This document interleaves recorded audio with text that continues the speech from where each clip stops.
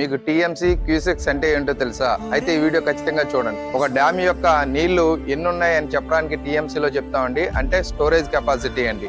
అదే విధంగా ఆ డ్యామ్ గేట్లు ఓపెన్ చేయగానే బయటికి వెళ్ళే నీళ్ళని క్యూసెక్స్ లో చెప్తామండి, అంటే ఆ డ్యామ్ యొక్క వాటర్ యొక్క రన్నింగ్ ఫ్లో అనమాట. ఒక టీఎంసీ అంటే 2831 కోట్ల లీటర్లు అండి. ప్రకాశం బ్యారేజ్ యొక్క స్టోరేజ్ కెపాసిటీ 3 టీఎంసీలు అండి, అంటే 8500 కోట్ల లీటర్ల వరకే కెపాసిటీ చేసుకోగలుగుతుంది. దానికంటే ఎక్కువైతే ఇప్పుడు మనం ప్రెజెంట్ చూస్తున్నటువంటి విజయవాడ వరదలకి కారణం అవుతూ ఉంటుందండి. ఒక క్యూసెక్ అంటే 28 లీటర్లు వాటర్ ఫ్లో అండి. ఒక క్యూసెక్ 1 అవర్ ఫ్లో అయిందంటే 1,00,000 లీటర్లు వాటర్ ఫ్లో అయినట్టు. అలానే 10 క్యూసెక్స్ 1 అవర్ ఫ్లో అంటే 10 లక్షల వాటర్ ఫ్లో అయినట్టండి.